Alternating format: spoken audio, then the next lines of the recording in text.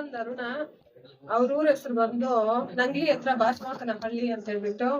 ಅವ್ರ ಹೆಸರು ಬಂದು ಲಕ್ಷ್ಮಮ್ಮ, ಅವ್ರ ಅಮ್ಮ ಹೆಸರು ಲಕ್ಷ್ಮಮ್ಮ, ಅವ್ರ ಅಪ್ಪ ಹೆಸರು ಚಂದ್ರಾರೆಡ್ಡಿ, ಅವ್ರ ಹೆಸರು ಬಂದು ಸುಬ್ರಹ್ಮಣ್ಯ ರೆಡ್ಡಿ ಅಂಬವರು. ನನಗೆ ಪರಿಚಯ ಆಗಿ ಪ್ರೀತಿ ಮಾಡ್ಕೊಂಡು ಮದ್ವೆ ಮಾಡ್ಕೊಂಡು ರಿಜಿಸ್ಟರ್ ಆಫೀಸಲ್ಲಿ ಮದ್ವೆ ಮಾಡ್ಕೊಂಡು ಮತ್ತೆ 3 ಸಲ ಗರ್ಭವತಿ ಆಗ್ತೀನಿ. ಮತ್ತೆ 3 ಸಲಿನೂ ಅಬಾರ್ಷನ್ ಮಾಡಿಸ್ತಾನೆ. ಅಬಾರ್ಷನ್ ಮಾಡಿಸ್ಬಿಟ್ಟು ಇದೇ ರೀತಿಯಾಗಿ ನಮ್ಮ ಮನೆ ಕರ್ಕೊಂಡು ಹೋಗ್ತೀನಿ ಅಂತ ನಂಬಿಸಿ ಮೋಸ ಮಾಡಿ ಲಾಡ್ಜ್ಗೆಲ್ಲ ಕರ್ಕೊಂಡು ಹೋಗ್ತಾನೆ. 5 ವರ್ಷ ಸಂಸಾರ ಮಾಡ್ತಾನೆ ಲಾಡ್ಜ್ಗಳಲ್ಲಿ. ಅದೇ ರೀತಿಯಾಗಿ 4 ವರ್ಷಗಳಿಂದ ಶಿಡ್ಲಘಟ್ಟದಲ್ಲಿ ಮನೆ ಮಾಡಿ ಇಕ್ಕಿದ್ದಾರೆ. ಅವರು 4 ಸರಿನೂ ನನ್ಗೆ ತುಂಬಾ ಟಾರ್ಚರ್ ಕೊಟ್ಟಿದ್ದಾರೆ. ಈ ಸರಿ ಶಿಡ್ಲಘಟ್ಟದಲ್ಲಿ 3 ಸಲ ಅಬಾರ್ಷನ್ ಮಾಡಿಸಿದ್ದಾರೆ ಅವರು. ಅಬಾರ್ಷನ್ ಮಾಡಿಸ್ಬಿಟ್ಟು ನನ್ನ ತಲೆ ಮೇಲೆ ಸುಮಾರು ಅಂದ್ರೆ 4-5 ಲಕ್ಷ ಸಾಲ ಮಾಡಿ ನನ್ನ ತಲೆ ಮೇಲೆ ಹಾಕ್ಬಿಟ್ಟು ಲೋನ್ ಬಂದಿದ ತಕ್ಷಣ ಅವ್ರ ಊರ್ಗ್ ಹೋಗ್ಬಿಡ್ತಾನೆ. ಅವನು ಇನ್ನೊಂದು ಮದ್ವೆ ಮಾಡ್ಕೊಂಡಿದ್ದಾನೆ. ಅವ್ರ ಕ್ಯಾಸ್ಟ್ ಅಲ್ಲಿ ಇನ್ನೊಂದು ಮದ್ವೆ ಮಾಡ್ಕೊಂಡು ಲೋನ್ ಬಂದಿದ ತಕ್ಷಣ ಅವ್ರ ಊರ್ಗ್ ಹೊಟ್ಟೋಗ್ತಾನೆ. ಬಂದು ಫೋನ್ ಮಾಡಿದ್ರೆ ಫೋನ್ ಸ್ವಿಚ್ ಆಫ್ ಮಾಡ್ಕೊಂಡ್ಬಿಡ್ತಾನೆ. ತುಂಬಾ ಟಾರ್ಚರ್ ಕೊಡ್ತಾ ಇದ್ದಾನೆ ಅವನು. ಲೋನ್ ಕಟ್ತಾ ಇಲ್ಲ. ಅವರೆಲ್ಲ ಬಂದು ನಮ್ಮೂರಲ್ಲಿ ಕುತ್ಕೊಂತ ಇದ್ದಾರೆ ಲೋನ್ ಕಟ್ಟಬೇಕು ಅಂತ ಹೇಳ್ಬಿಟ್ಟು. ಅದೇ ರೀತಿಯಾಗಿ ಚಿತ್ರಹಿಂಸೆ ಮಾಡ್ತಾ ಇದ್ದಾರೆ ಅವರೆಲ್ಲ. ನನ್ನ ಇವರು ಯಾವ್ದೇ ರೀತಿಯಾಗಿ ರೆಸ್ಪಾನ್ಸ್ ಕೊಡ್ತಾ ಇಲ್ಲ ನಮ್ಮ ಯಜಮಾನ್. ಮದುವೆ ಆಗಿರುವಂತ ಹೆಣ್ಮಕ್ಳಿಗೆ ಏನಾದ್ರು ನಿಮ್ಮ ಮೇಲೆ ಟಾರ್ಚರ್ ಕೊಡ್ತಾ ಇದಾರ? ಹೌದು ಮೇಡಮ್, ಹೌದು.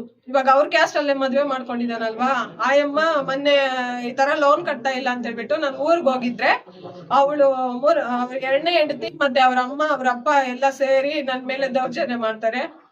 ನೀನ್ ಒಟ್ಟಾಗು ಇಲ್ಲಿಂದ ಅಂತ ಹೇಳ್ಬಿಟ್ಟು ದೌರ್ಜನ್ಯ ಮಾಡ್ತಾರೆ. ಮತ್ತೆ ಅಲ್ಲಿಂದ ನಾನು ತಪ್ಸ್ಕೊಂಡು ಶಿಡ್ಲಘಟ್ಟಕ್ಕೆ ಬಂದ್ಬಿಡ್ತೀನಿ. ಪೊಲೀಸ್ ಇಲಾಖೆಗೆ ಕಂಪ್ಲೇಂಟ್ ಕೊಟ್ಟಿದ್ರಲ್ಲ? ಹೌದು, ಅವರೇ ಕೊಟ್ಟಿರ್ತಾರೆ ಸರ್.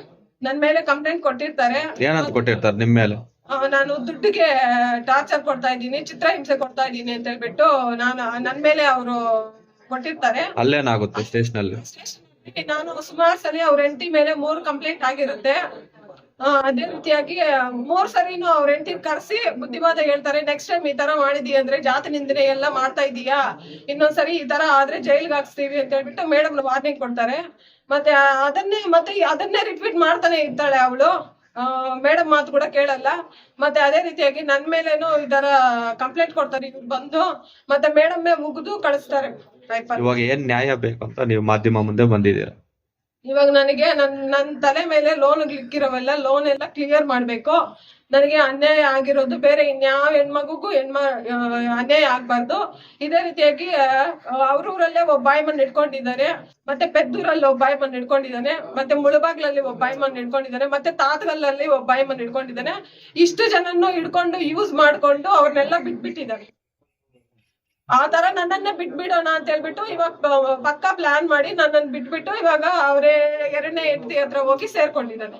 ಈಗ ಒಟ್ಟು ಎಷ್ಟು ವರ್ಷ ಆಯ್ತು ನಿಮ್ಮನ್ನ ಮದುವೆ ಆಗಿ? ನನಗೆ ಸುಮಾರು ಅಂದ್ರೆ 2011ರಲ್ಲಿ ರಿಜಿಸ್ಟರ್ ಮ್ಯಾರೇಜ್ ಆಗಿರೋ ಸರ್. ಇದುವರೆಗೂ ಮಕ್ಕಳಿಲ್ಲ ಅಂತೀರಾ? ಪ್ರತಿ ಮಗುಗೂ ಅಬಾರ್ಷನ್ ಮಾಡ್ತಾ ಇದ್ದಾರೆ.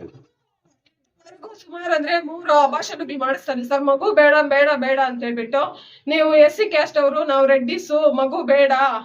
ಮತ್ತೆ ನಿಮ್ ಮಗು ಆದ್ರೆ ನೀವ್ ಬಂದು SC, ನಾವ್ ಬಂದ್ರು ಒಕ್ಲಿಗರು. ಆ ಮಗು ಹುಟ್ಟಿದ್ರೆ ಆ ಮಗುಗೆ ಯಾವ ಕ್ಯಾಸ್ಟ್ ಅಂತ ಹೇಳ್ತೀಯಾ, ಆ ಮಗು ಬೇಡ ಅಂತಾರೆ ಸರ್. 3 ಸಲಿನೂ ಅಬಾರ್ಷನ್ ಮಾಡಿಸ್ಬಿಡ್ತಾರೆ ಸರ್ ಇವ್ರೆ. ನಾನು ಮಹಿಳಾ ಘಟಕ ಉಪಾಧ್ಯಕ್ಷರ ಅಂದ್ರೆ ಮಾನವ ಹಕ್ಕುಗಳ ಕಮಿಟಿ ಮಹಿಳಾ ಘಟಕದ ಉಪಾಧ್ಯಕ್ಷರಾಗಿ ಶಿಡ್ಲಘಟ್ಟ ತಾಲೂಕಿನಲ್ಲಿ ಕೆಲಸ ಮಾಡ್ತಾ ಇದ್ದೀನಿ.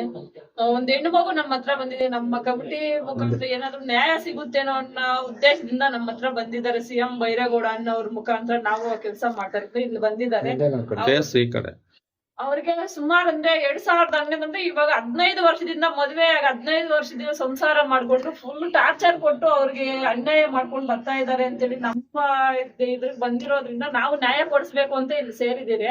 ಅವನು ಎಂತ ಪುಂಡು ಪಾಕ್ರಿ ಅಂದ್ರೆ ಎಷ್ಟೋ ಸುಮಾರು ಒಂದು 5-6 ಹೆಣ್ಣು ಮಕ್ಕಳಿಗೆ ಅನ್ಯಾಯ ಮಾಡಿ ಇದೇ ಮೋಸ ಮಾಡಿ ಲೋನು ವಂಚನೆ ಮಾಡ್ಕೊಂಡು ದುಡ್ಡು ಎತ್ಕೊಂಡು ಹೋಗಿ ಸ್ವಂತ ಹೆಂಡತಿ ಮಕ್ಕಳಿಗೆ ಇಟ್ಕೊಂಡು ಇಲ್ಲಿ ಇವ್ರಿಗೆಲ್ಲ ಮೋಸ ಮಾಡ್ಕೊಂಡು ಬಂದಿರೋ ಅಂತ ನನ್ನ ಮಗನ ಯಾರೇ ಆಗಿರ್ಲಿ ಅವನ್ನ ಬಿಡ್ಬಾರ್ದು.